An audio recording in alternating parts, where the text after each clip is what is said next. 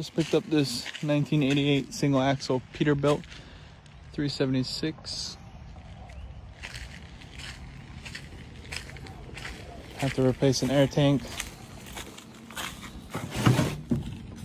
Got a small little hole in it, just from the water accumulating over time. Installed a much bigger tank.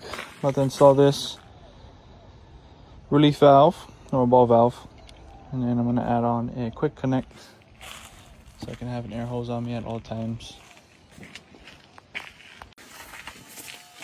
There it is. I got it installed. Got a T, ball valve, and a quick connect from an airline. You can see it works.